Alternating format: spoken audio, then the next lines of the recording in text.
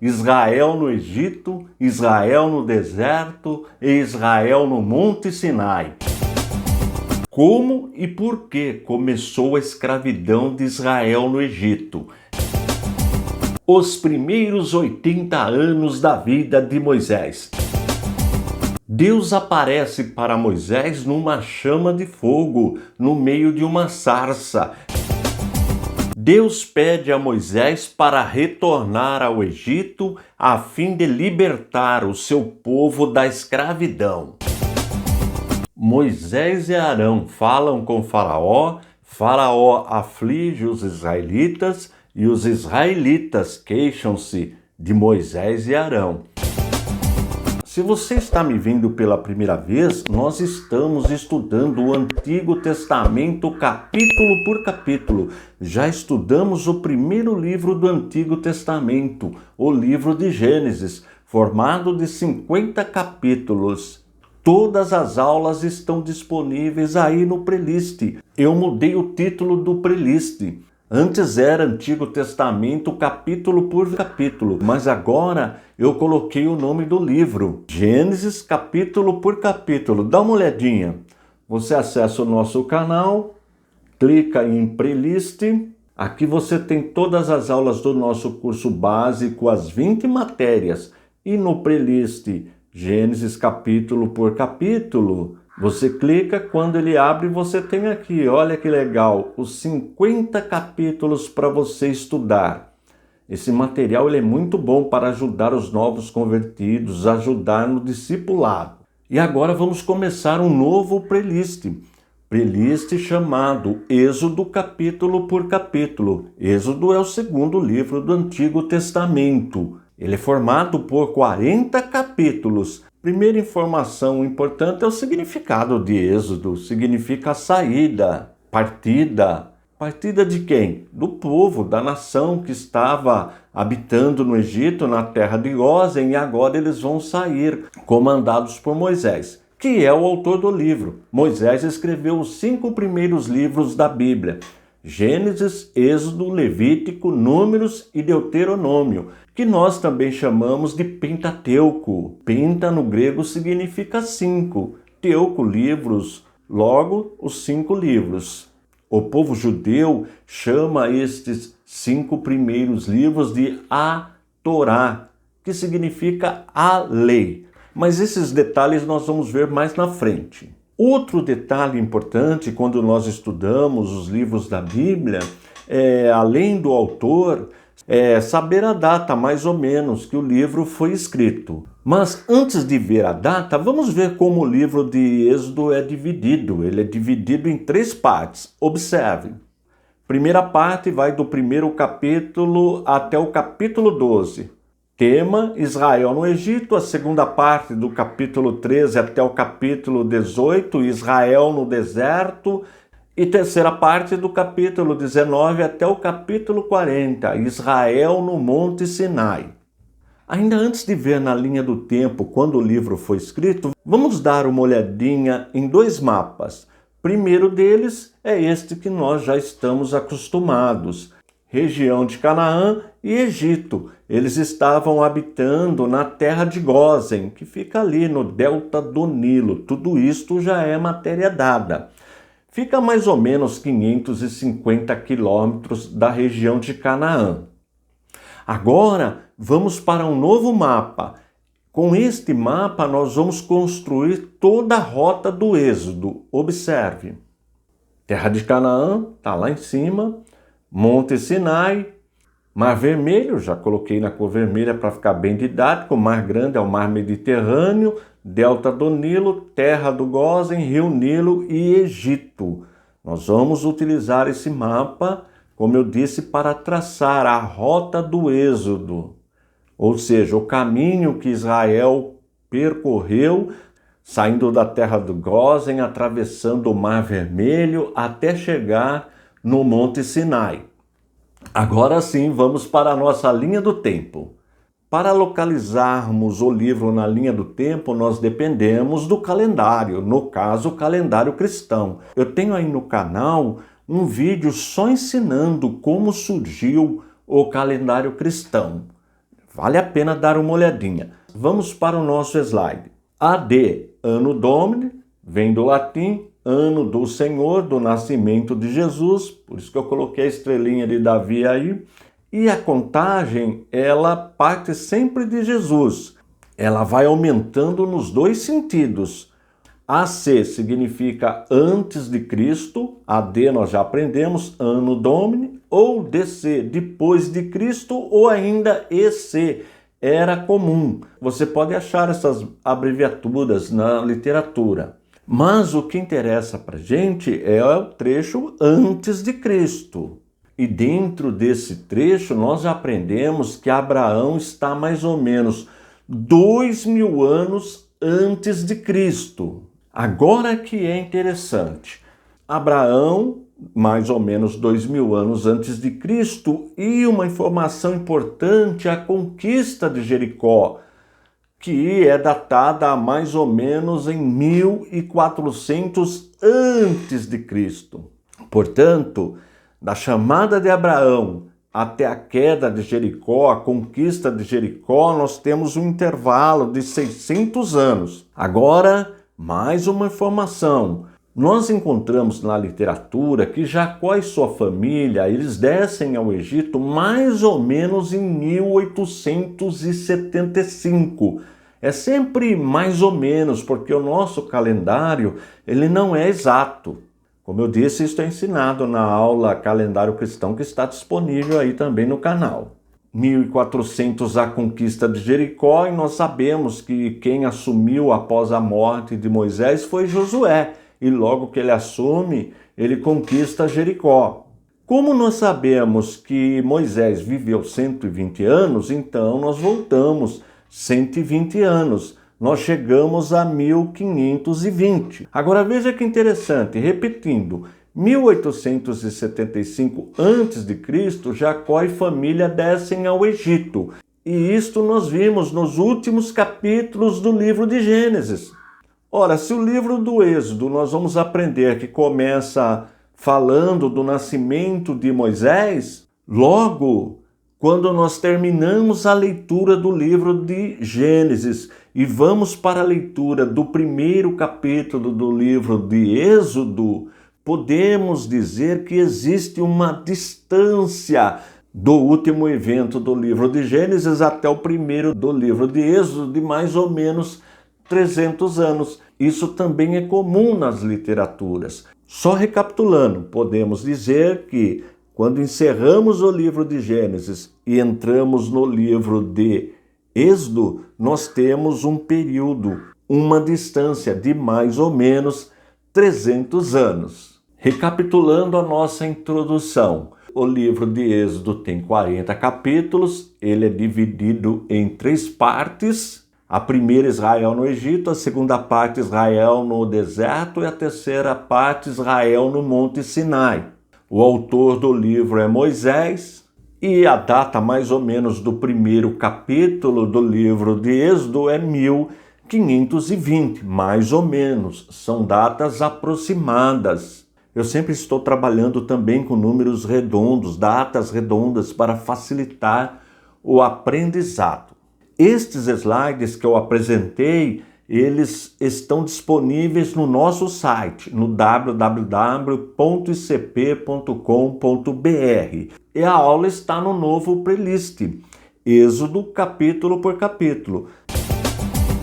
Vamos para a divisão do primeiro capítulo do livro de Êxodo. Ele é dividido em 2 partes. A primeira parte começa no versículo 1 e vai até o versículo 14. Assunto: os descendentes de Jacó no Egito. A segunda parte começa no versículo 15 e vai até o versículo 22, que é o último versículo. Assunto: as parteiras poupam a vida aos recém-nascidos. Vamos começar com a leitura do primeiro versículo. São estes os nomes dos filhos de Israel que entraram com Jacó no Egito, cada um com a sua família. Vamos rever o nosso mapa. Este já é o segundo mapa. No livro de Gênesis nós trabalhamos com mapa e agora nós estamos trabalhando com outro mapa e neste mapa nós vamos traçar o percurso que eles fizeram para chegar até o Monte Sinai. Observe, Mar Vermelho, eu deixei na cor vermelha para ficar bem didático, Monte Sinai, lá em cima a região de Canaã, onde eles habitavam, Mar Grande é o mar Mediterrâneo e a terra de Gósen no delta do rio Nilo. Aí é o Egito. De Canaã até esta região tem mais ou menos 550 a 600 quilômetros. Agora vamos para a leitura do versículo 2 até o 4. Rúben, Simeão, Levi e Judá, Issacar, Zebulon e Benjamim, Dan, Naphtali, Gade e Aser. Estes são os filhos de Jacó, eles que vão formar as tribos de Israel, que vão receber a terra de Canaã por herança. Cada um vai ficar com uma região, que nós chamamos de tribo. Podemos fazer uma analogia como o Brasil. O Brasil nós temos os estados, tem estado que tem uma porção maior de terra, tem estado que tem uma porção menor. O mesmo aconteceu com a nação de Israel, mas esta divisão nós vamos ver mais na frente. O que interessa para nós é a árvore genealógica dos descendentes de Jacó. Está aí, Jacó, que Deus mudou o nome dele para Israel, nós já aprendemos, ele tinha duas esposas, Lia e Raquel. Lia tinha uma serva de nome Zilpa, Raquel tinha uma serva de nome Bila. E na sequência estão os filhos que nós acabamos de ler. Os filhos de Lia, Rúben, Simeão, Levi, Judá, Issacar, Zebulon e Diná. Zilpa, serva de Lia, Gade e Aser, Raquel, José e Benjamim. Eu coloquei José na cor roxa, diferente dos demais, porque o texto disse que José estava no Egito. Isso nós já aprendemos. E os dois filhos de Bila, que era serva de Raquel, Dan e Naphtali. Observou? Na leitura nós temos 11 nomes. Por quê? Não tem o nome de José porque ele estava no Egito e nem de Diná, porque a sociedade desta época que estamos estudando era uma sociedade patriarcal. Vamos ler o versículo 5 para confirmar o que nós aprendemos. Todos os descendentes diretos de Jacó foram 70. José, porém, já estava no Egito. Então está confirmado. Interessante que, segundo os estudiosos, teólogos piedosos, comprometidos com o ensino da palavra de Deus, este número 70 é um número redondo e o número do núcleo familiar, porque eles tinham servos, outras mulheres, e segundo esses estudiosos, esse número pode chegar em torno de 200 pessoas, 220, 250. É possível. Agora vamos ler os versículos 6 e 7. Com o tempo morreram José, todos os seus irmãos e toda aquela geração.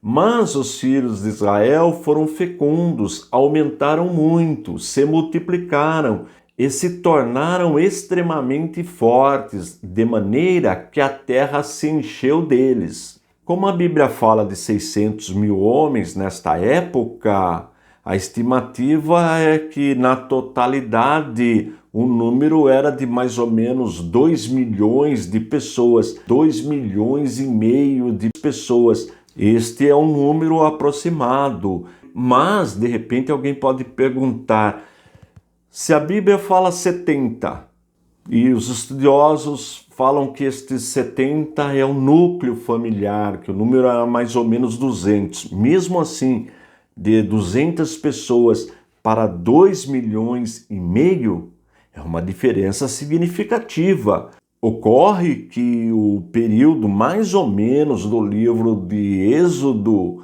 é de 200, 220 anos. Veja, o Brasil, por exemplo, o Brasil tem 210 milhões, 215 milhões de habitantes e o Brasil tem 500 anos, 523 anos para ser exato. e nós já somos 210 milhões. Então, num período de 200 anos, de 200 pessoas para 2,5 milhões, é tranquila essa conta, esta multiplicação. Agora, um versículo muito importante, o versículo 8. Nesse meio tempo, levantou-se um novo rei sobre o Egito, que não havia conhecido José. Veja que José, os seus irmãos, todos já haviam morrido. É uma nova geração que está ali no Egito, crescendo, multiplicando, se fortalecendo. E como explicar este novo rei? Aí é muito interessante. Veja o que os estudiosos descobriram, que naquele período que José estava no Egito, quando ele foi vendido pelos seus irmãos, quem estava reinando, quem era o faraó do Egito, era um rei Ixo. E o que significa este Ixo? Reis pastores. Estes reis, eles vieram lá de cima, lá do norte. Olha o mapa. Eles vieram lá de cima, lá do norte, foram descendo, invadiram o Egito, tomaram o Egito. Eles não eram nativos. Veja que os egípcios, eles eram agricultores e estes reis eram pastores. Veja que existe algo em comum aí com a descendência de Jacó. A família de Jacó também era formada de pastores. Mas, depois que José morreu, os seus irmãos, aquela geração, o que acontece? O povo egípcio, o povo nativo, tomou o poder de novo. E eles expulsaram os Ixos, os reis pastores. E aí, o faraó nativo percebeu que na terra de Gósen existia um povo muito forte, um povo crescendo, se multiplicando e que também era formado de pastores. E o rei, o faraó, pensou: se nós não tomarmos alguma providência, pode acontecer a mesma coisa que aconteceu com a invasão dos Ixos. Eles podem tomar o poder. Conseguiu entender o que está acontecendo? É um período tumultuado. Eles viram que aquele povo, os descendentes de Jacó, também não era um povo agricultor, era um povo formado de pastores. Nós já aprendemos que para o egípcio era uma profissão desprezada, era uma abominação para o povo egípcio ser pastor. Agora vamos ver as medidas que o povo nativo, o povo egípcio, tomou para impedir que o povo lá da terra de Gósen, os descendentes de Jacó, continuasse crescendo, porque era um povo forte. Vamos ver? Vamos ler do versículo 9 até o versículo 14. Ele disse ao seu povo: eis que o povo dos filhos de Israel é mais numeroso e mais forte do que nós.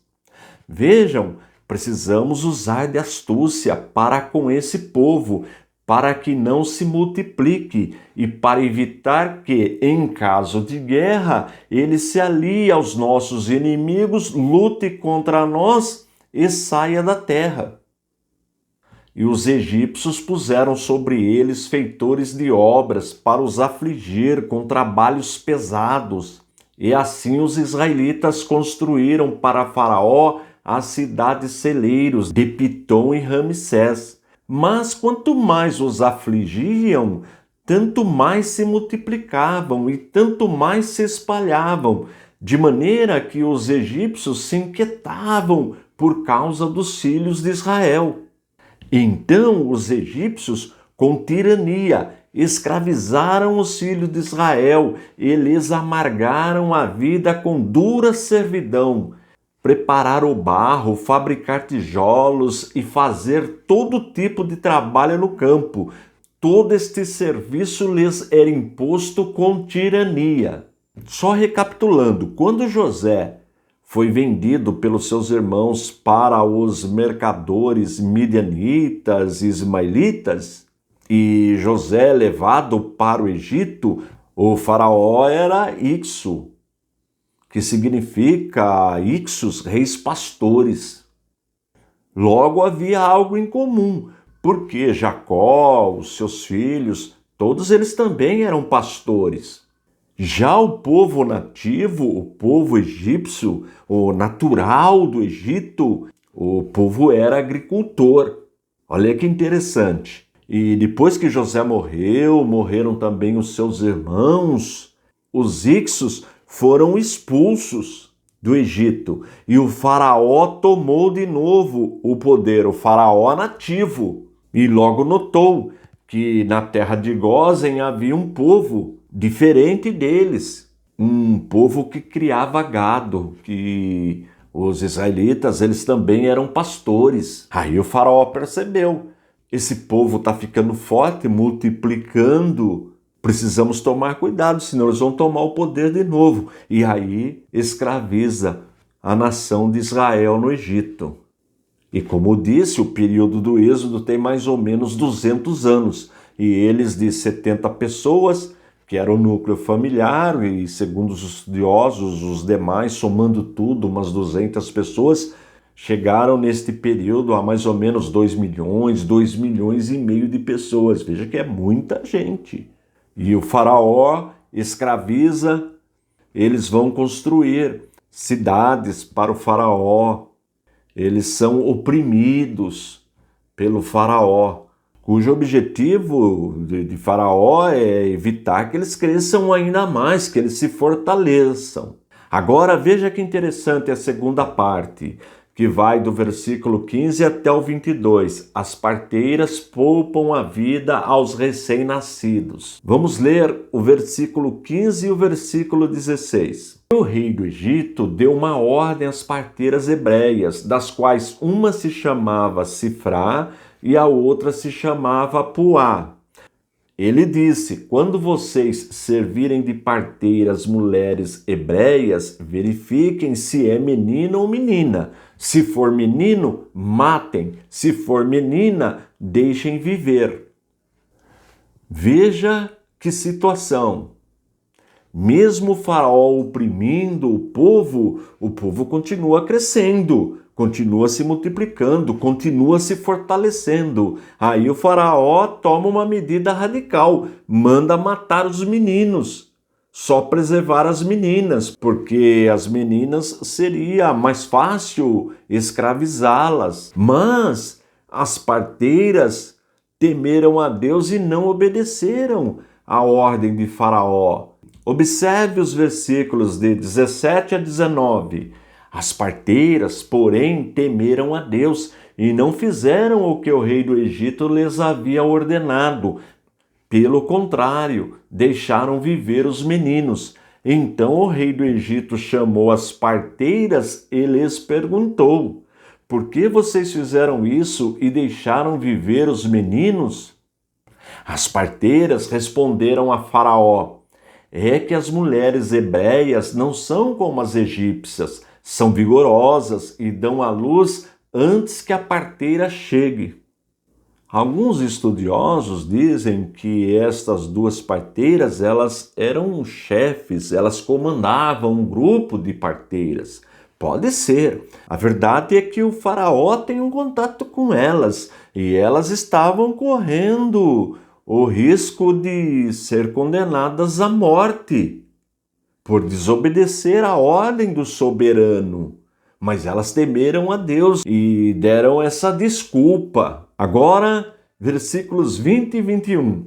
E Deus foi bom para as parteiras, e o povo aumentou e se tornou muito forte. E, porque as parteiras temeram a Deus, ele lhes constituiu família. Ou seja, Deus prosperou as parteiras. Mas alguém poderia dizer: as parteiras mentiram e mesmo assim foram abençoadas por Deus? Mas veja que nesse caso elas falaram aquilo para Faraó para salvar vidas das criancinhas. Na verdade, o Faraó estava sendo usado pelo diabo. O objetivo de Satanás era matar os meninos, ou seja, matar Moisés, que nós vamos aprender no capítulo 2 sobre a vida de Moisés. Este era o plano. Aliás, Satanás sempre está desenvolvendo estratégias, planos para destruir o plano de Deus. Este é o objetivo de Satanás. Nós vamos ver outras tentativas diabólicas. Precisa ser entendido isto. Veja que o texto diz que elas temeram a Deus. E preservando a vida das crianças, Deus abençoou as parteiras. Agora, observe o último versículo, versículo 22. Então Faraó deu ordem a todo o seu povo, dizendo: joguem no rio Nilo todos os meninos hebreus que nascerem, quanto às meninas, deixem viver. Veja que o rio Nilo era considerado uma divindade. E no rio Nilo também tinha crocodilos. Logo, a criança sendo jogada no rio ou morria afogado ou viraria comida destes répteis. Veja que plano satânico, diabólico, tudo com o objetivo de impedir o plano de Deus, que nós vamos aprender no próximo capítulo.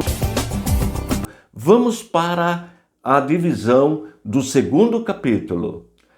Primeira parte começa no primeiro versículo e vai até o versículo número 10.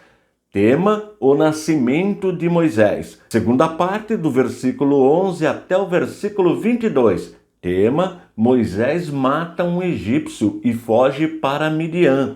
Terceira parte, do versículo 23 até o versículo 25, que é o último versículo. Tema: a morte do rei do Egito.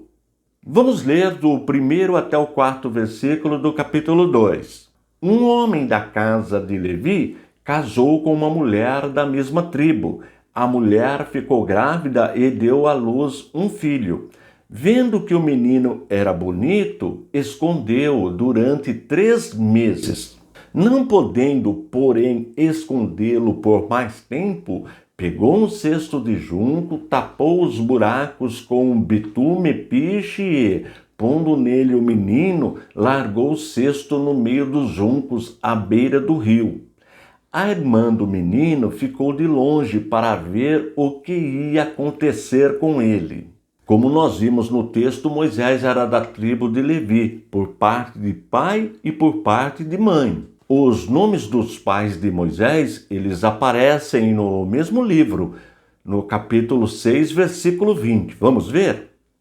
Arão tomou por mulher Joquebede, sua tia, e ela lhe deu à luz Arão e Moisés. E os anos da vida de Arão foram 137.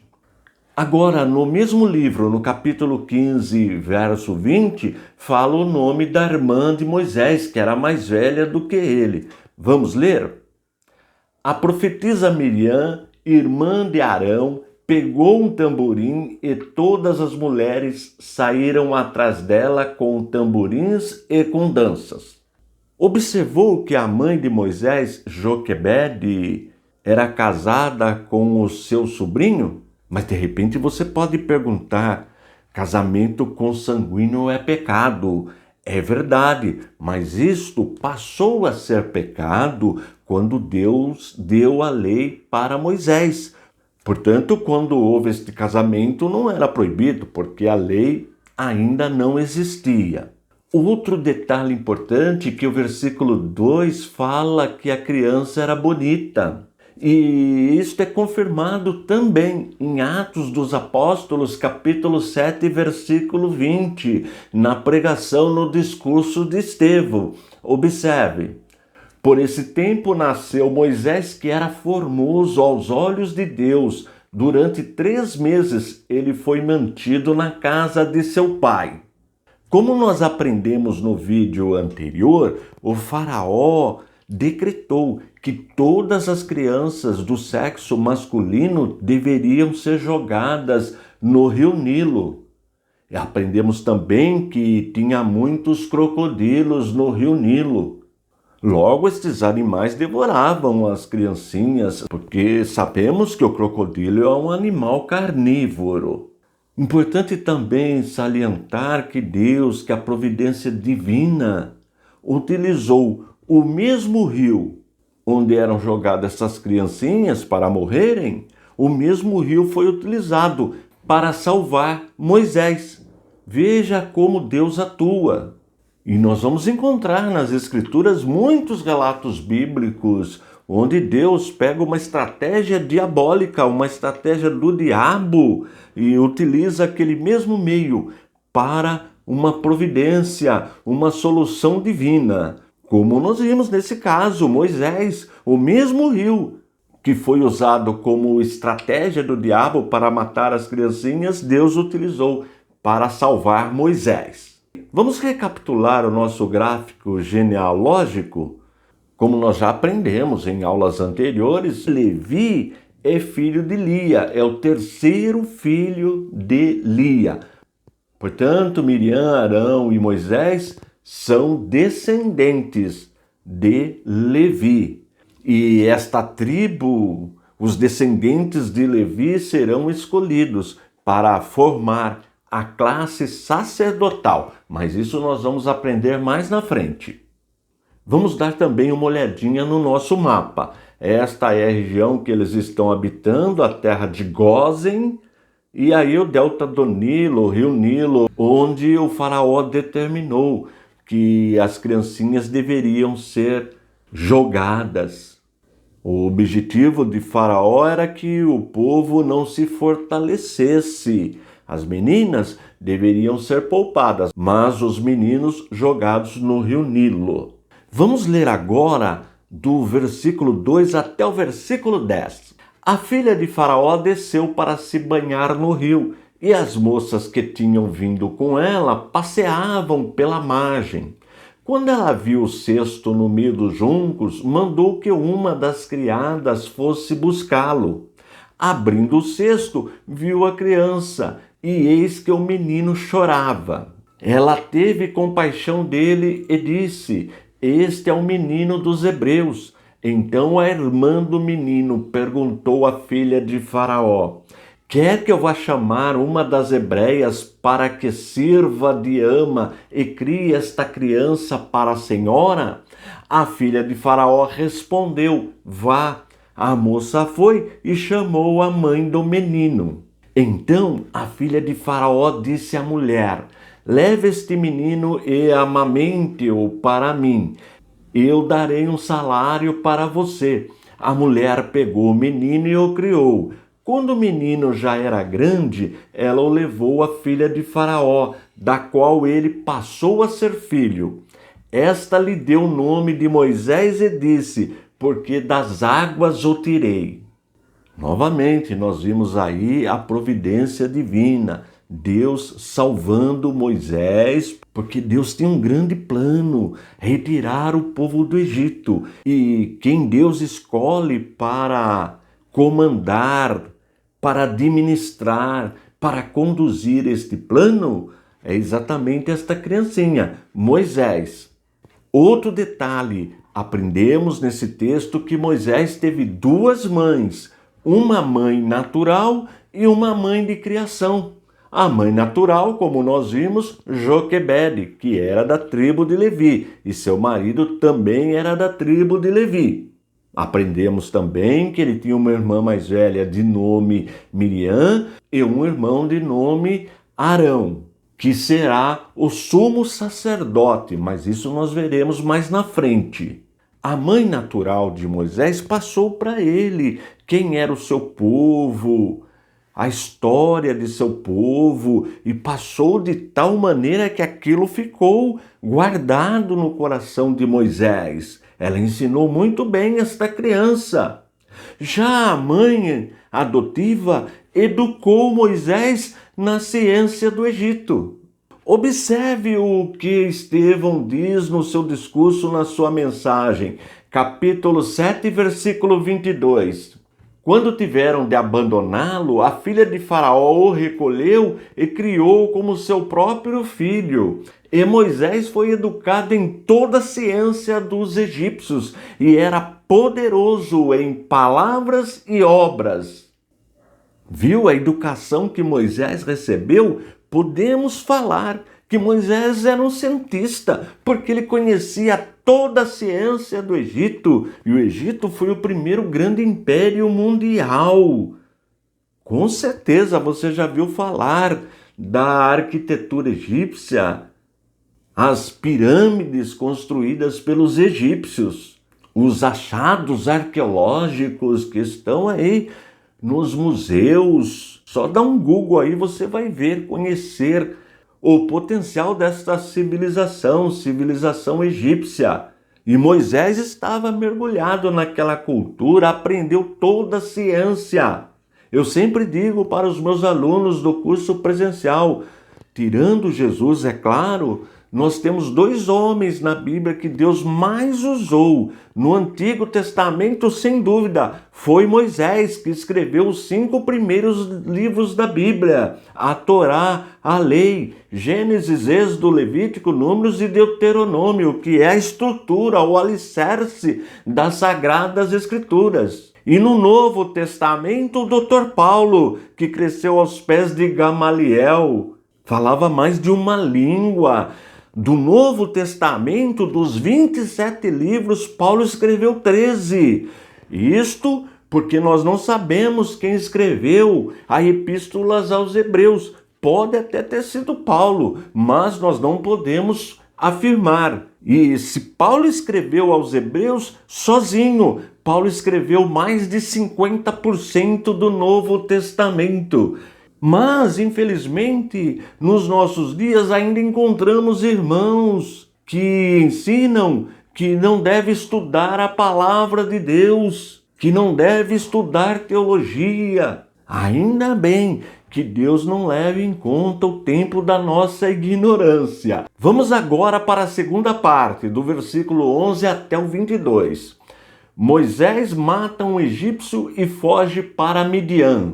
Vamos ler do versículo 11 até o versículo 15. Naqueles dias, sendo Moisés já homem feito, saiu para visitar os seus irmãos e viu o trabalho pesado que faziam. Viu também que certo egípcio espancava um hebreu, um do seu povo. Olhou para todos os lados e, vendo que não havia ali ninguém, matou o egípcio e escondeu o corpo na areia. Moisés saiu no dia seguinte e eis que 2 hebreus estavam brigando. Então perguntou ao culpado: por que você está espancando o seu próximo? O homem respondeu: quem pôs você por príncipe e juiz sobre nós? Está querendo me matar como matou aquele egípcio? Moisés ficou com medo e pensou: com certeza já descobriram o que fiz. Informado desse caso, Faraó quis matar Moisés, porém Moisés fugiu da presença de Faraó e foi morar na terra de Midian. Chegando lá, sentou-se junto a um poço. Tomando como base o discurso de Estevão, a pregação de Estevão, que está no capítulo 7, nós podemos afirmar que Moisés tinha 40 anos. Vamos confirmar isto? Está no versículo 23 do capítulo 7 de Atos dos Apóstolos. Quando completou 40 anos, Moisés teve a ideia de visitar os seus irmãos, os filhos de Israel. Olha que informação importante. Vamos agora rever o nosso mapa. O texto diz que Moisés fugiu para a terra de Midian. Olha aí onde ficava a terra de Midian. Moisés, na sua fuga, viajou mais ou menos 400 quilômetros para chegar na terra de Midian. Saiu da terra de Gósen e foi para a terra de Midian. Vamos agora ler do versículo 16 até o 22. O sacerdote de Midian tinha 7 filhas, as quais vieram tirar água e encheram os bebedouros para dar de beber ao rebanho de seu pai. Então vieram os pastores e as expulsaram dali. Moisés, porém, se levantou e as defendeu e deu de beber ao rebanho. Quando elas voltaram para junto de Reuel, seu pai, este lhes perguntou: por que vocês vieram mais cedo hoje? Elas responderam: um egípcio nos livrou das mãos dos pastores e ainda nos tirou água e deu de beber ao rebanho. Então Reuel disse às filhas: e onde está ele? Por que vocês o deixaram lá? Chamem o homem para que venha comer conosco. Moisés consentiu em morar com aquele homem, e ele deu a Moisés sua filha Zípora, a qual deu à luz um filho, a quem Moisés deu o nome de Gerson, porque disse: sou peregrino em terra estranha. Veja que Moisés era um homem forte, tinha habilidade militar, de luta. Tanto é que ele havia matado um egípcio, por isso que ele fugiu. E agora ele também salvou aí as filhas de Jetro, que estavam sendo importunadas por pastores da região. Veja que não tinha como as mulheres resistir àqueles pastores. Mas Moisés, nós não sabemos quantos pastores eram, sabemos que era mais de um. E Moisés expulsa aqueles pastores, livra aquelas moças, defendeu aquelas moças, e depois ele vai se casar com a filha de Reuel, que a Bíblia também chama de Jetro, que era midianita e sacerdote. E Zípora gerou 2 filhos, e para o primeiro filho Moisés deu o nome de Gerson. Sobre o segundo nós vamos aprender mais na frente. Nós vamos aprender também que Moisés passou 40 anos ali na região de Midian. Observe a terceira parte, do versículo 23 até o versículo 25, que é o último versículo. A morte do rei do Egito é o tema. Vamos ler os versículos 23, 24 e 25, que é o último versículo. Decorridos muitos dias, o rei do Egito morreu. Os filhos de Israel gemiam por causa da sua escravidão. Eles clamaram, e o seu clamor chegou até Deus. Deus ouviu o gemido deles e lembrou-se da sua aliança com Abraão, com Isaque e com Jacó. E Deus viu os filhos de Israel e atentou para a situação deles. Estes 25 versículos que nós estudamos nos mostram 80 anos da vida de Moisés. Veja que interessante, a primeira etapa no Egito de 40 anos e a segunda etapa em Midian, mais 40 anos. Mas Moisés viveu 120 anos, logo temos mais 40 anos da vida de Moisés para estudar. Vamos para a divisão do capítulo 3 do livro de Êxodo.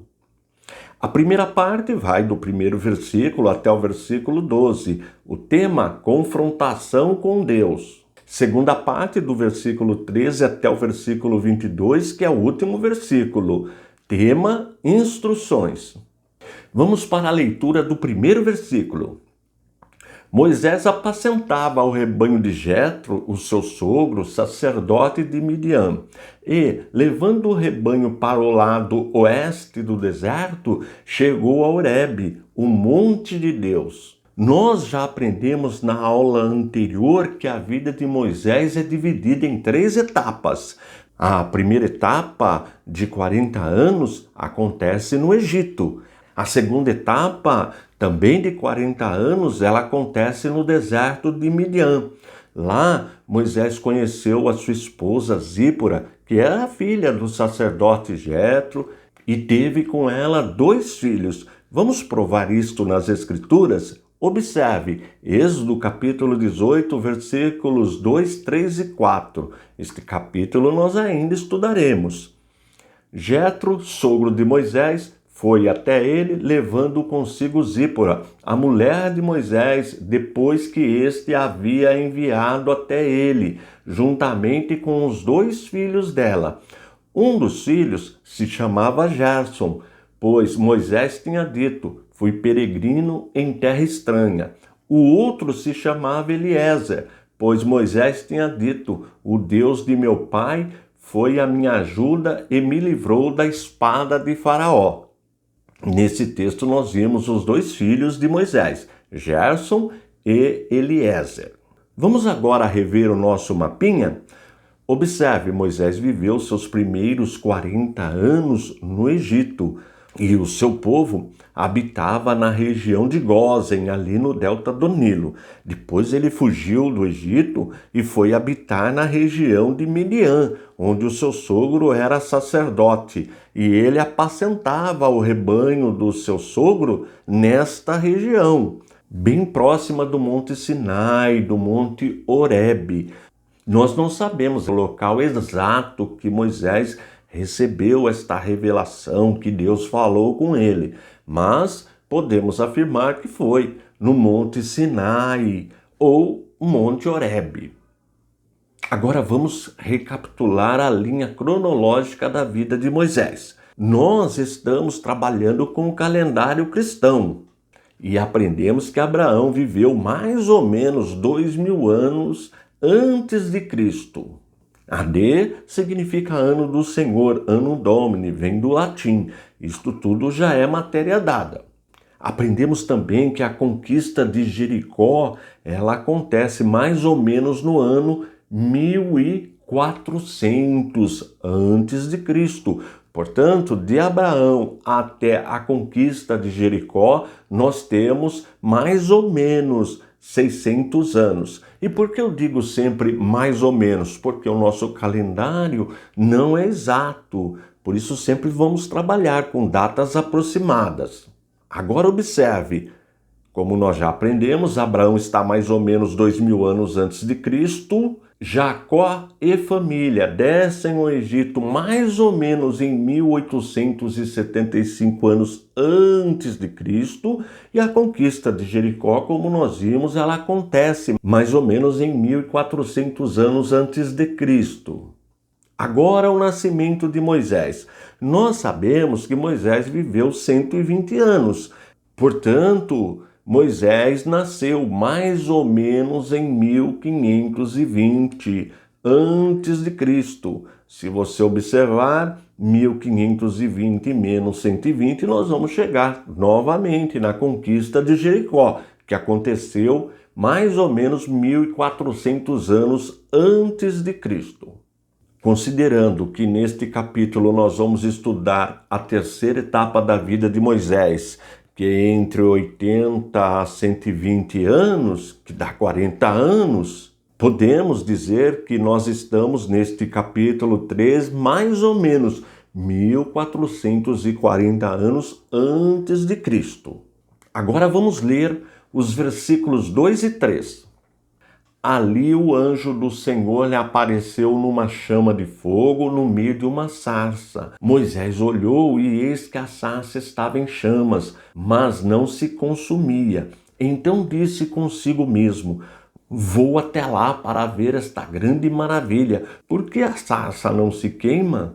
Nós sabemos que o fogo é símbolo da presença de Deus. Veja que um dos símbolos do Espírito Santo também é o fogo. O fogo ilumina, o fogo purifica.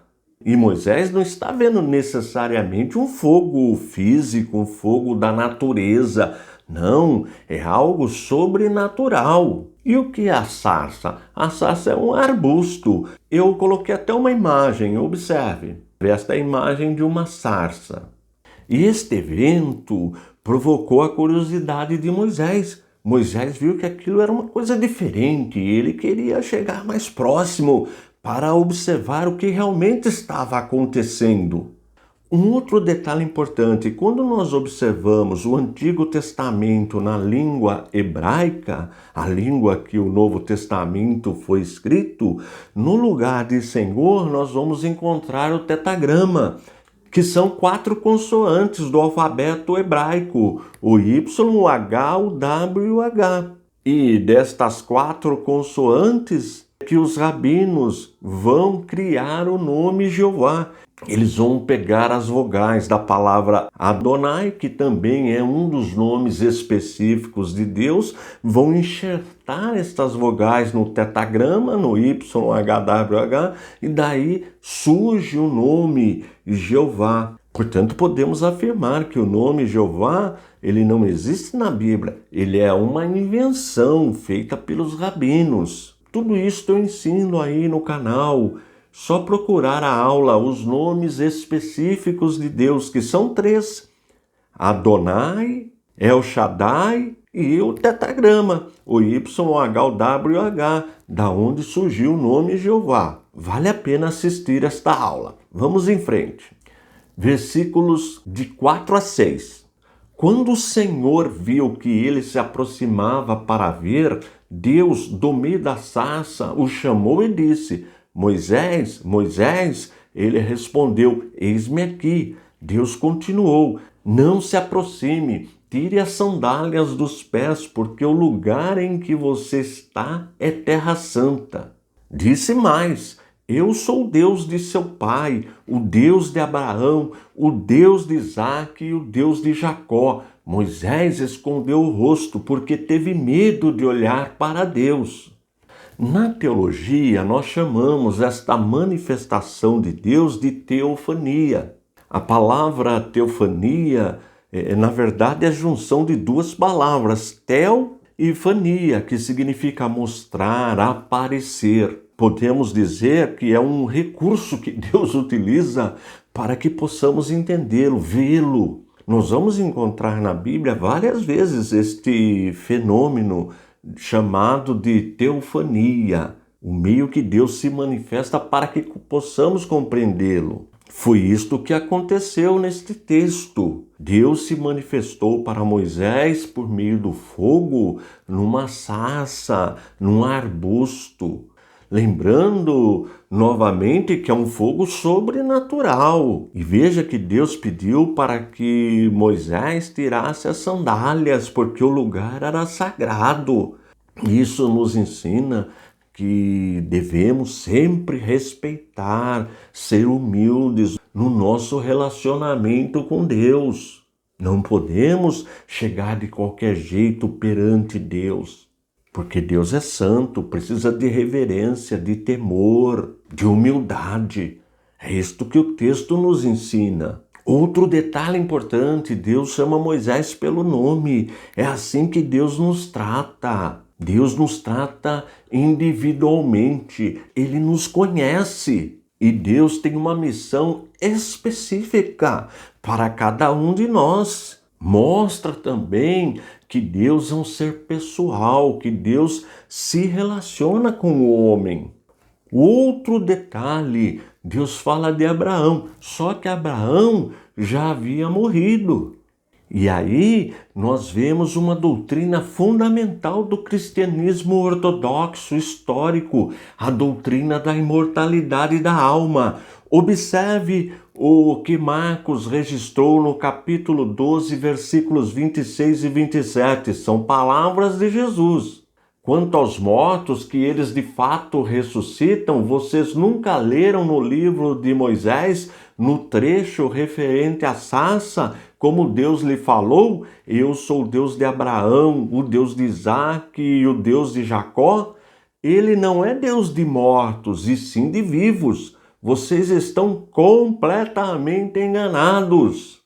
Olha aí de novo a doutrina da imortalidade da alma. O que significa? Que quando o ser humano deixa este corpo físico, material, continua consciente.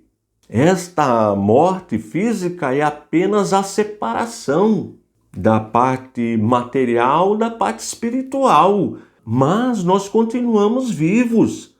Nós sabemos que aqueles que são comprometidos com Deus, que são piedosos, que temem a Deus, vão para um lugar de gozo, vão para o paraíso quando deixam o corpo. Mas, infelizmente, aqueles que negam a Deus, que não obedecem a Deus, que não temem a Deus, vão para um lugar de tormento.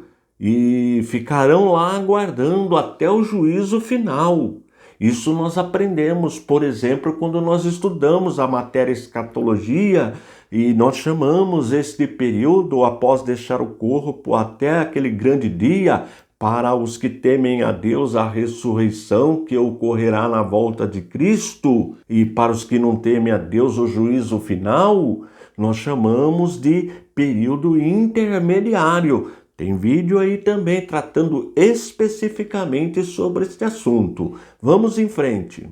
Versículos de 7 a 10. Então o Senhor continuou: certamente vi a aflição do meu povo que está no Egito e ouvi o seu clamor por causa dos seus feitores.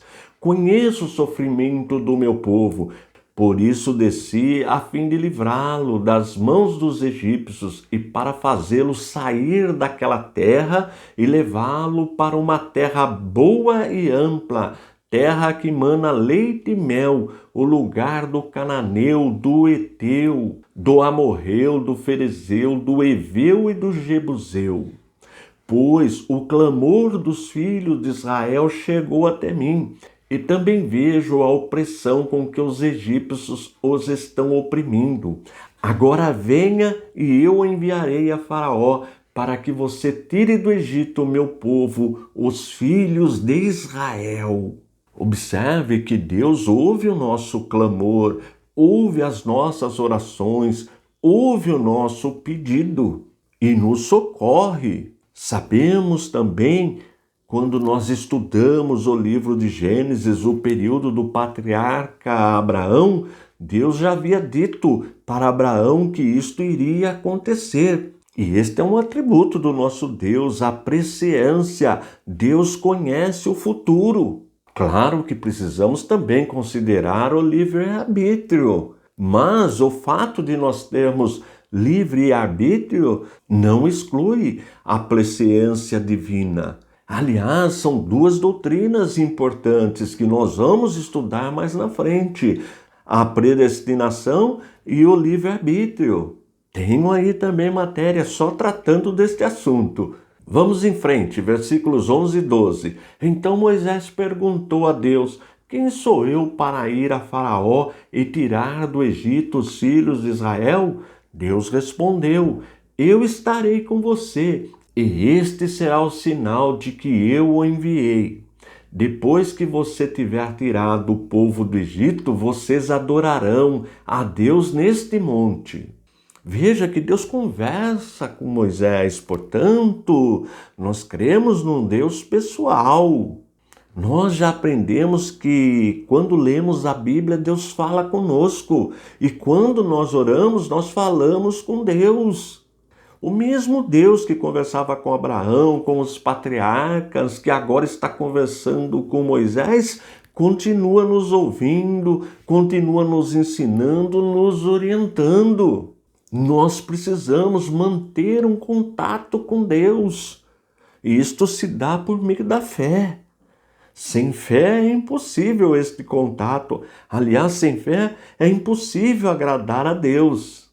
E isto nós vamos aprender com detalhes conforme vamos avançando no nosso estudo. Vamos para a segunda parte, que vai do versículo 13 até o 22, que é o último versículo, que são as instruções que Deus vai dar para Moisés. Vamos ler os versículos 13 e 14. Moisés disse para Deus: eis que, quando eu falar com os filhos de Israel e lhes disser, o Deus dos seus pais me enviou a vocês, eles vão perguntar, qual é o nome dele? Então o que lhes direi? Deus disse a Moisés: eu sou o que sou. Disse mais: assim você dirá aos filhos de Israel: eu sou me enviou a vocês. Este eu sou. Os estudiosos da língua hebraica mostram aí uma variação deste eu sou com o tetagrama, o YH, o W e o H.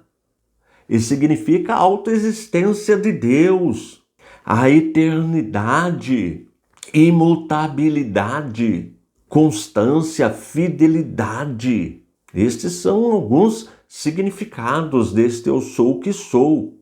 Observe o que João registrou no capítulo 8, versículo 58. São palavras de Jesus. Jesus respondeu: em verdade lhes digo que antes que Abraão existisse, eu sou. Este eu sou é o mesmo que Deus falou lá para Moisés. Portanto, se Jesus é o eu sou, Jesus só pode ser Deus. Ocorre que nós só temos um Deus, portanto somos monoteístas. Mas encontramos em Deus, na divindade, três pessoas distintas: o Pai, o Filho e o Espírito Santo. O Pai é o eu sou, o Filho é o eu sou e o Espírito Santo também é o eu sou. Mas só existe um eu sou, porque é um nome da divindade. Assim como só existe um eterno. O Pai é eterno, o Filho é eterno, o Espírito Santo também é eterno, mas só existe um eterno, porque eternidade é um atributo da divindade. Olha aí a doutrina da Santíssima Trindade. Tem aula aí também no canal, só ensinando sobre esta doutrina. Vale a pena ver. Vamos agora ler do versículo 15 até o 18. Deus disse ainda mais a Moisés: assim você dirá aos filhos de Israel: o Senhor, o Deus dos seus pais, o Deus de Abraão, o Deus de Isaque, o Deus de Jacó, me enviou a vocês. Este é o meu nome eternamente, e assim serei lembrado de geração em geração. Vá, reúna os anciãos de Israel e diga-lhes: o Senhor, o Deus dos seus pais, o Deus de Abraão, o Deus de Isaque e o Deus de Jacó, me apareceu dizendo: em verdade eu vos tenho visitado e visto o que tem sido feito com vocês no Egito. E prometi tirá-los da aflição do Egito e levá-los para a terra do Cananeu, do Eteu, do Amorreu, do Ferezeu, do Eveu e do Jebuseu, para uma terra que mana leite e mel. E ouvirão o que você vai dizer, e você irá com os anciãos de Israel ao rei do Egito. Ele dirá: o Senhor, o Deus dos hebreus, veio ao nosso encontro. Agora deixe-nos ir caminho de 3 dias ao deserto, a fim de oferecer sacrifícios ao Senhor, nosso Deus. Observou como Deus instrui Moisés? Como Deus detalha o plano para Moisés? Como Deus ensina para Moisés o que ele deve dizer? Agora observe nos versículos de 19 a 22, o 22 é o último versículo, a presciência de Deus. Observe: eu sei, porém, que o rei do Egito não os deixará ir se não for obrigado por mão forte. Portanto, estenderei a mão e ferirei o Egito com todos os meus prodígios que farei no meio dele. Depois disso, o rei os deixará ir. Eu farei com que este povo encontre favor diante dos egípcios. E, quando vocês saírem, não será de mãos vazias. Cada mulher pedirá à sua vizinha e à mulher que estiver hospedada em sua casa objetos de prata, objetos de ouro e roupas, que vocês porão sobre os seus filhos e sobre as suas filhas. Assim vocês despojarão os egípcios. Tudo isto nós vamos ver acontecer nos próximos capítulos, exatamente como Deus disse para Moisés. De novo, a doutrina da presciência de Deus. Deus conhece o futuro, Deus conhece todas as coisas, tudo o que vai acontecer. Mas isto não anula a doutrina do livre-arbítrio, uma doutrina também bíblica. Mas sobre essas duas doutrinas nós vamos aprender com mais detalhes na sequência do nosso estudo. Vamos para a divisão do capítulo 4. Primeira parte vai do primeiro versículo até o versículo 17. Tema: o bordão de Moisés torna-se em cobra. Segunda parte do versículo 18 até o 31, que é o último versículo, tema Moisés volta para o Egito. Vamos recapitular no calendário cristão a vida de Moisés? Observe. Nós já aprendemos que mais ou menos 1875 a.C., Jacó e sua família descem ao Egito e a conquista de Jericó aconteceu mais ou menos 1400 anos antes de Cristo. E a terceira etapa da vida de Moisés, mais ou menos 1440 anos antes de Cristo. Agora vamos para o nosso mapa. Monte Sinai, terra de Gósen, Moisés volta para o Egito, na região que os israelitas estão habitando, na terra de Gósen, mais ou menos uns 400 quilômetros de distância. Agora vamos ler o primeiro versículo de Êxodo, capítulo 4. Moisés respondeu: mas eis que eles não vão acreditar em mim, nem ouvirão o que vou dizer, pois dirão: o Senhor não apareceu a você. No vídeo anterior nós aprendemos como Deus apareceu para Moisés. Isto aconteceu no Monte Sinai. E agora Moisés está dizendo que eles não vão acreditar na sua palavra. Mas a quem Moisés está se referindo? Aos anciãos, que são os líderes do seu povo, dos israelitas. E também Faraó não iria acreditar nele. Em outras palavras, Moisés precisava de algo a mais, num milagre, alguma coisa. Vamos ver o que Deus responde para ele? Versículos 2 e 3. Então o Senhor perguntou a Moisés: que é isto que você tem na mão? Ele respondeu: um bordão. Então lhe disse: jogue-o no chão.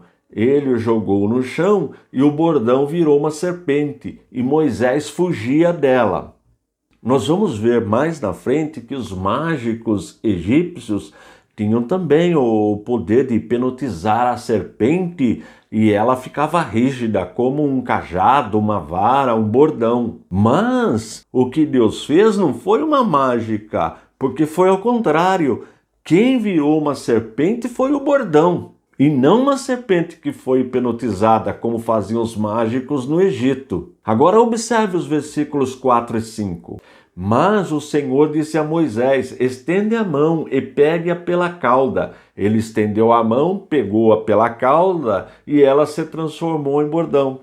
Então o Senhor disse: isto é para que creiam que o Senhor, o Deus de seus pais, o Deus de Abraão, o Deus de Isaque, o Deus de Jacó apareceu a você.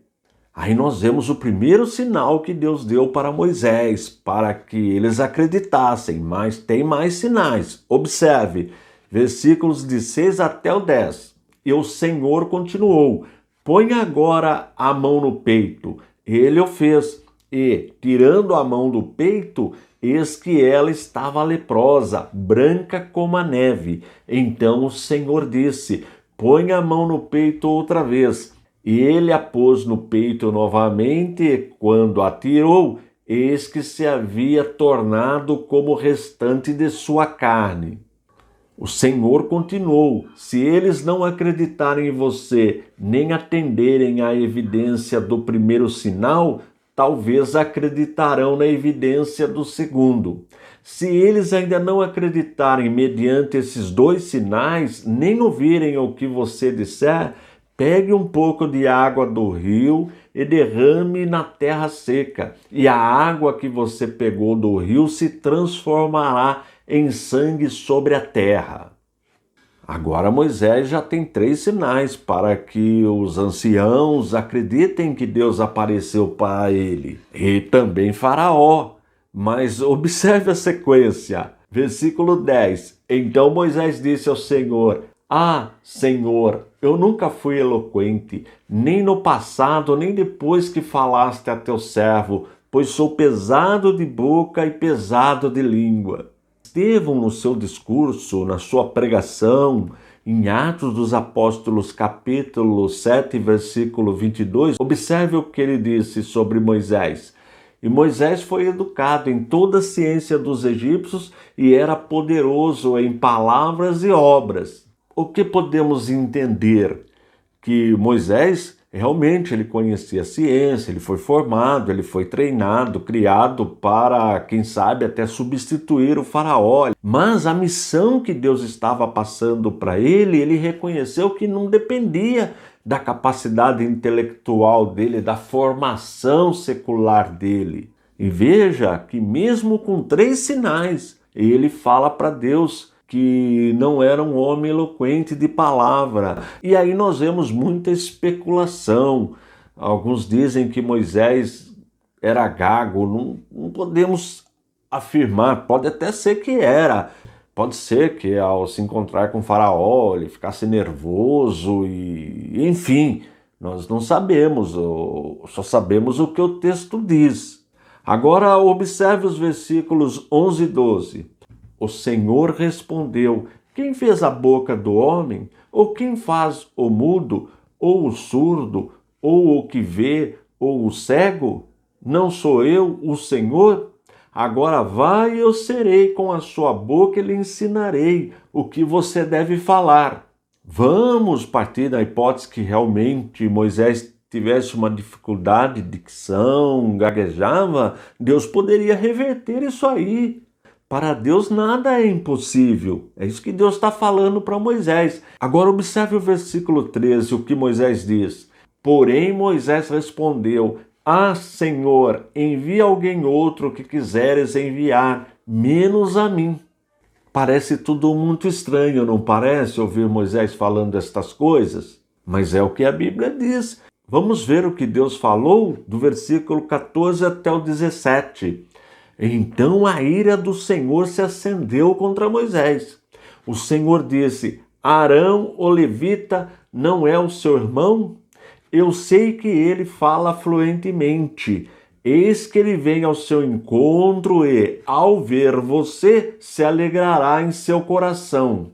Você falará com ele e lhe porá na boca as palavras. Eu serei com a sua boca e com a dele ensinarei a vocês o que devem fazer.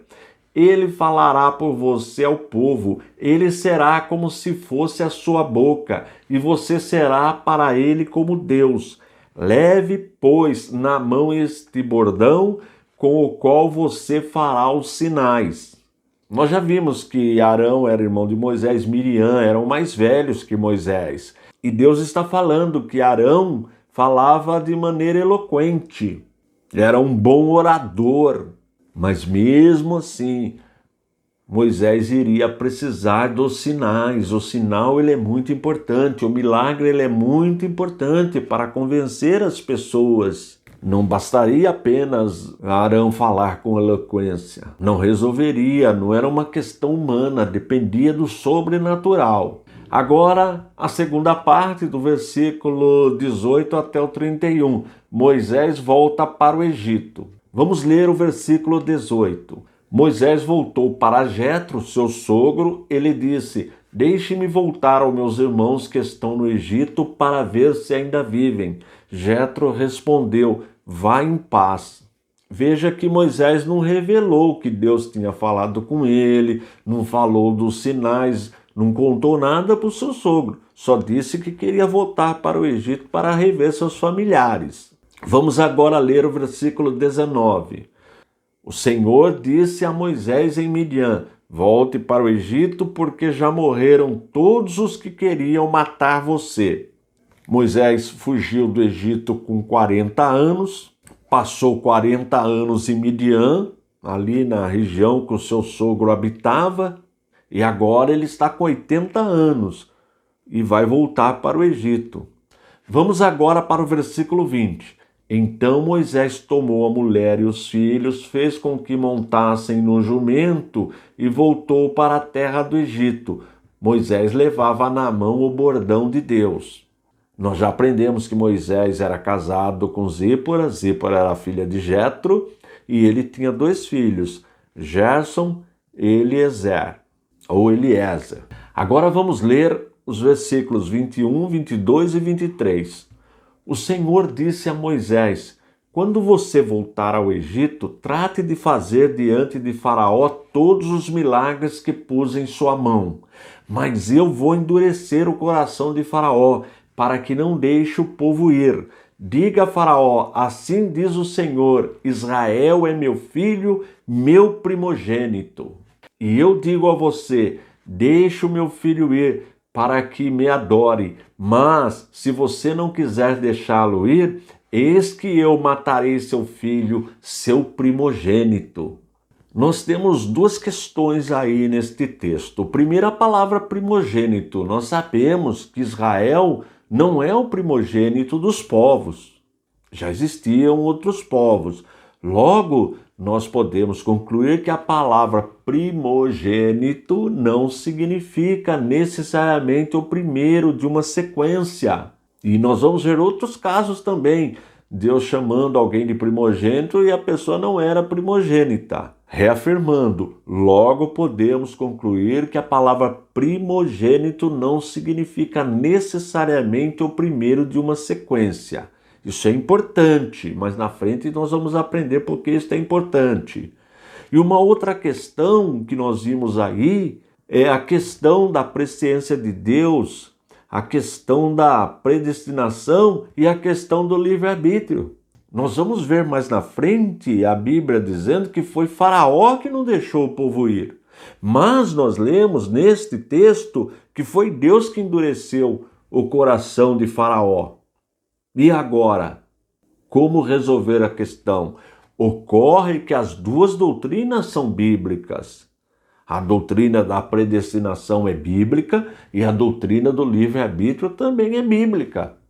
E isto na teologia nós chamamos de um paradoxo, quando duas verdades parecem que são opostas, mas são bíblicas, não deixam de ser verdades. E nesse caso, o nosso entendimento não consegue atingir, não consegue achar uma solução que satisfaça a nossa alma, o nosso aprendizado. Portanto, o melhor a fazer é concordar que as duas doutrinas são bíblicas. Realmente, Deus endureceu o coração de Faraó, mas Faraó tinha liberdade para deixar o povo ir, porque se ele não tivesse liberdade, ele não teria livre-arbítrio, e nós vamos ver mais na frente que foi ele que não quis deixar o povo ir. Então, repito, as duas doutrinas são bíblicas. Eu me lembro quando eu fazia seminário, eu estudei uma obra do escritor chamado, que já está com o senhor Mário Pirman. Ele falava que o teólogo só pende de um lado, é teólogo de um olho só. Ele chama de caolho. Por isso que a nossa instituição, o ICP, Instituto Cristão de Pesquisas, no nosso curso de teologia, nós ensinamos as duas doutrinas, porque ambas são bíblicas. Vamos em frente. Versículos 24, 25 e 26. Então Moisés, no caminho, numa estalagem, o Senhor encontrou e quis matá-lo. Então Zípora pegou uma pedra afiada, cortou o prepúcio de seu filho e com ele tocou os pés de Moisés. Ele disse: sem dúvida você é para mim um marido de sangue. Assim o Senhor o deixou. Ela disse: marido de sangue por causa da circuncisão. Nós já aprendemos que a circuncisão foi uma aliança que Deus fez com Abraão. Circuncisão, para quem não sabe, é como a operação de fimose. É isto que é circuncisão. Vamos ver Gênesis 17, do versículo 10 até o 14. Esta é a aliança que vocês guardarão entre mim e vocês e a sua descendência. Todos do século masculino que estão no meio de vocês deverão ser circuncidados. Vocês devem circuncidar a carne do prepúcio, e isso servirá como sinal de aliança entre mim e vocês. O menino que tem 8 dias será circuncidado entre vocês. Todos do sexo masculino nas suas gerações devem ser circuncidados. Também o escravo nascido em casa ou comprado de qualquer estrangeiro que não for da sua linhagem deve ser circuncidado, o que nasceu em sua casa e o que você comprou com dinheiro. A minha aliança estará na carne de vocês e será aliança perpétua. O incircunciso que não tiver sido circuncidado na carne do prepúcio deve ser eliminado do meio do seu povo, pois quebrou a minha aliança. Nós não sabemos se Moisés era ou não era circuncidado, nós sabemos que Deus ficou irado, quis matá-lo, vemos que Zípora tomou aquela atitude e com certeza sangrou aquela cirurgia que ela fez com uma pedra afiada. É isto que o texto fala. Mas, mais lá na frente, nós vamos ver o sogro dele, Jetro, trazendo Zípora e seus filhos e entregando para Moisés. Por dedução, Zípora voltou para a casa do seu pai com os seus filhos, porque eles estavam indo. Mas depois nós vamos ver lá na frente que Jetro está trazendo Zípora e os 2 filhos para Moisés. É só uma dedução. Vamos concluir do versículo 27 ao 31. O Senhor disse a Arão: vai encontrar-se com Moisés no deserto. Ele foi e, encontrando-o no monte de Deus, o beijou. Moisés relatou a Arão todas as palavras do Senhor com as quais o havia enviado e todos os sinais que lhe havia mandado realizar. Então Moisés e Arão foram e reuniram todos os anciãos dos filhos de Israel. Arão falou todas as palavras que o Senhor tinha dito a Moisés, e este fez os sinais diante do povo. E o povo creu. E, quando ouviram que o Senhor havia visitado os filhos de Israel e visto a aflição, inclinaram-se e adoraram. Com esta leitura nós concluímos o capítulo 4 do segundo livro da Bíblia, livro de Êxodo. Vamos para a divisão do capítulo 5 do livro de Êxodo. A primeira parte vai do primeiro versículo até o versículo 5. Tema: Moisés e Arão falam com Faraó. A segunda parte do versículo 6 até o 19. Tema: Faraó aflige os israelitas. E a terceira parte do versículo 20 até o 23, que é o último versículo. Tema: os israelitas queixam-se de Moisés e Arão. Antes de ler o primeiro versículo, vamos recapitular a vida de Moisés na linha do tempo? Observe: calendário cristão, Jacó e família descem ao Egito mais ou menos em 1875 anos antes de Cristo. A conquista de Jericó ocorre mais ou menos 1400 anos antes de Cristo, e Moisés está com 80 anos, portanto, ele está mais ou menos em 1840 antes de Cristo. Agora, vamos recapitular também o nosso mapinha. Observe: terra de Gósen, onde estavam os israelitas; Monte Sinai, onde Deus apareceu para Moisés; e Midian, onde vivia Jetro. Moisés também vivia lá, junto com a sua esposa Zípora e os seus 2 filhos, Gerson e Eliezer. A distância mais ou menos da região de Midian, ali a região de Sinai até a terra de Gósen, é de mais ou menos 450 quilômetros. Vamos agora para a leitura do primeiro versículo. Depois Moisés e Arão foram e disseram a Faraó: assim diz o Senhor, Deus de Israel: deixe o meu povo ir, para que me celebre uma festa no deserto. Esta foi a estratégia que Moisés usou para falar com Faraó. Disse que era para celebrar uma festa. Ele não disse ainda que levaria o povo embora. E Moisés, como nós vimos, está confiante, foi falar com Faraó, porque nós vimos no capítulo anterior que ele estava recusando a missão que Deus estava lhe dando, mas agora ele já vai, fala com Faraó. Então ele acreditou, recebeu sinais de Deus, não estava dependendo só da sua capacidade, ele tinha agora autoridade, ele estava em nome do Senhor Deus, o Deus verdadeiro. Vamos ver a resposta que Faraó deu para Moisés, versículo 2. Faraó respondeu: quem é o Senhor para que eu ouça a sua voz e deixe Israel ir? Não conheço o Senhor e não deixarei Israel ir. Veja que o Egito era politeísta. O próprio faraó era tido como um ser divino. E ele diz que eu não conheço esse Deus de Israel. Os povos naquela época, quando venciam uma guerra, achavam que era porque o seu Deus era superior. Logo, nós podemos concluir que Faraó deduziu como o Deus deste povo, se este povo é escravo. Ora, se o povo está escravizado, logo esse Deus é um Deus inferior. Nem conheço esse Deus, o nosso Deus é superior aos nossos deuses, porque é nós que estamos no comando. Por isso que Faraó falou, eu não conheço esse Deus. E recusou deixar o povo sair do Egito para celebrar. Vamos ler agora o versículo 3. Eles prosseguiram. O Deus dos Hebreus veio ao nosso encontro, portanto, deixe-nos ir caminho de 3 dias ao deserto para que ofereçamos sacrifícios ao Senhor nosso Deus, para evitar que ele venha sobre nós com peste ou com espada.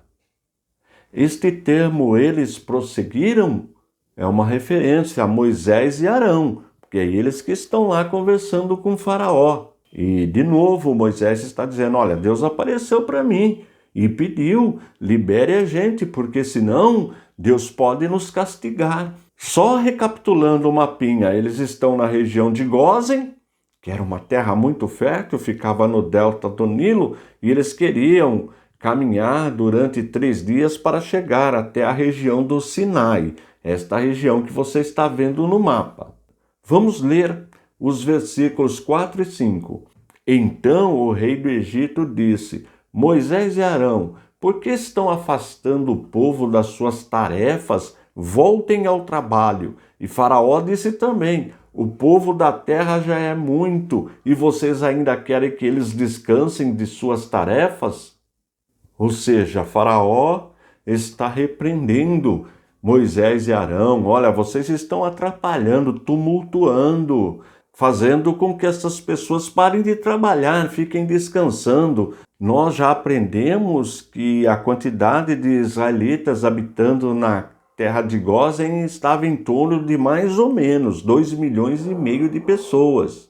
Agora vamos para a segunda parte, do versículo 6 até o 19. Tema, Faraó aflige os israelitas. Vamos começar lendo do 6 até o 11.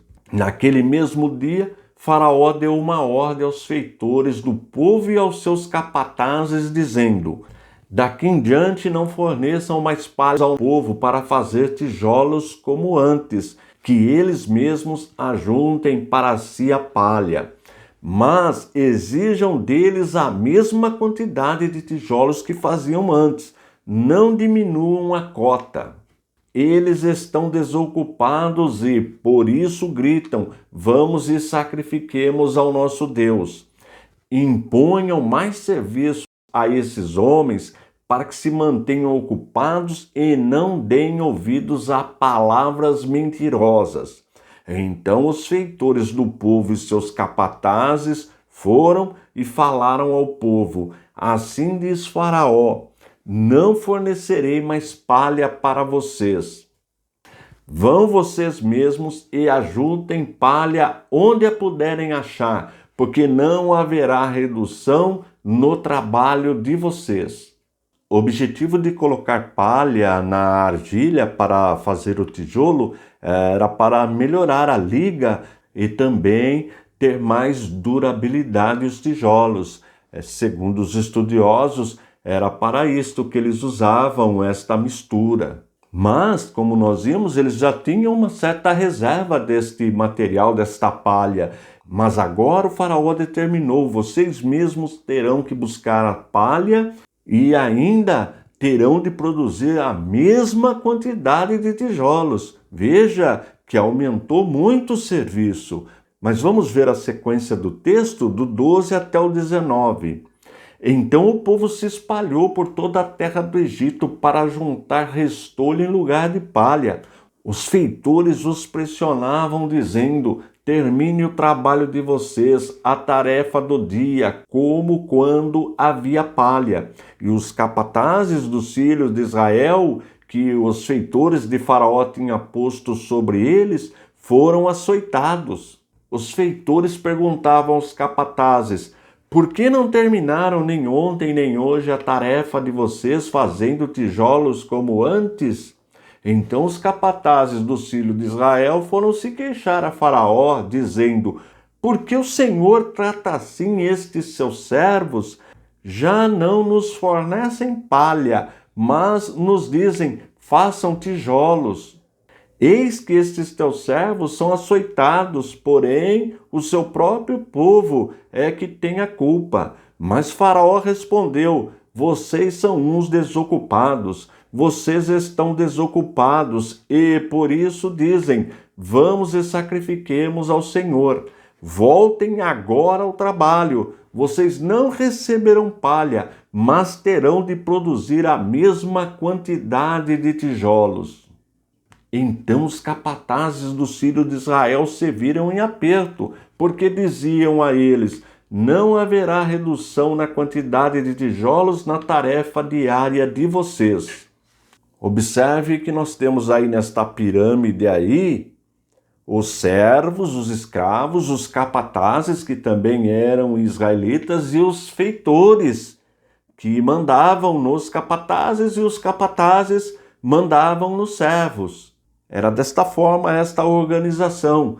E os capatazes, que eram israelitas, eram escolhidos ali dos filhos de Israel, foram reclamar direto para Faraó.